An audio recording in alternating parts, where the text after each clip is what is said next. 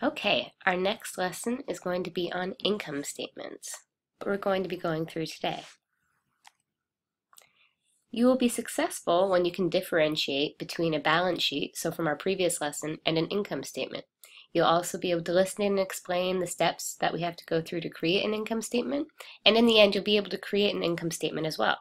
So an income statement is a different type of financial document, unlike a balance sheet. It's a little bit different. It shows our profit and our losses as a business. So the balance sheet provided information on everything we own and everything we owe, and it was at a specific point in time. But an income statement shows how much we've made or how much we've lost over a period of time, which is a big difference. We're going to calculate if we have a profit or a loss. So all of the money we receive from sales of goods is known as revenue. Everything we have to spend in order to create or generate that revenue, so paying our employees, paying for advertising, is known as our expenses. So, do you remember the formula for figuring out profit? If you said profit equals revenue minus expenses, you're correct. Revenue is greater or bigger than our expenses, then we have a profit. But if the opposite is true and our expenses are greater than our revenue, we have a loss. When reporting our net loss on the income statement, we have to write the total amount in parentheses if it is negative. All right, so let's go through the steps of making an income statement. The first step is similar to a balance sheet. We have to have who, so what is the company, what type of document is it, so in this case it is the income statement, and then we have to have the time period, and since this is an income statement, it has to be over a period of time, not a specific date, so it has to say the month ending or the year ending. This is what's different than the balance sheet. You'll note that this last part will be different. In this video it's a little cut off, but first you would have the name of the company, then the income statement, and then the time period that the income statement is for. In step 2, you're going to list all of your revenue. If you want to see an example, go to page 287 in your textbook. So on this income statement, we can see our revenue is listed first, and it has all of the different types of revenue we generate here, with the total in the second column. So step 3 is going to be going to do the same thing, but with our expenses this time. So we're going to list all of our expenses underneath our revenue. They don't have to follow an exact order, they're just generally listed from the biggest to the smallest. And remember to list all of those specific types of revenue and specific expenses in the first column. So we have everything listed here in the first column, and then in the second column is where you put the totals. So you add everything up and total it in the second column. Our fourth step is calculate the net income or the net loss. So if the profit is greater than 0, we're going to have a net income. If it's the opposite, if we have a negative number, then we have a net loss. Remember that we should use a single underline for a total for revenue or expenses and a double underline for net income or net loss. An example is on page 288.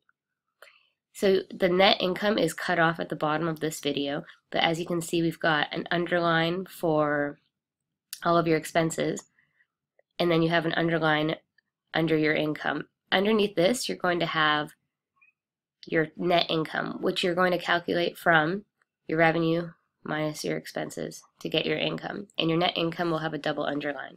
So we already learned about something called the cost principle. Now we're learning about the matching principle, which states that expenses always need to be matched with the revenue they generate, which means that if we sold something, for example, if we sell a t-shirt that was produced in November, but you didn't get the payment until December, that payment still needs to be recorded in November's income statement. So that revenue needs to be recorded where we had the expenses.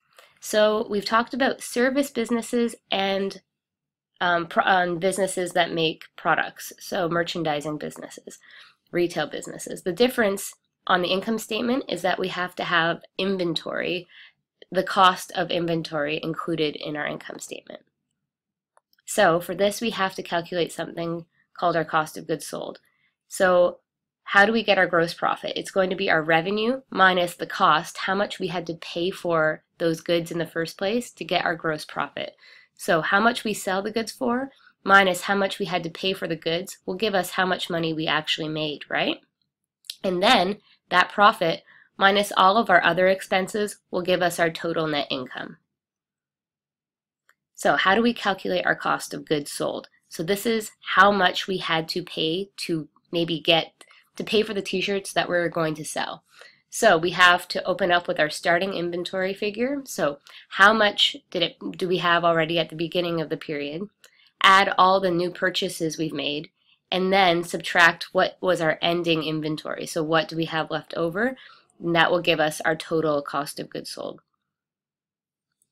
So on here, we can see we've got our gross sales, and then we're calculating our cost of goods sold. So we have our beginning inventory, how much we purchased over this time period. This is how much we had available to sell. At the end of this time period, we only had $1,000 left over. So that means it cost us $2,900 for all of those goods that we sold originally.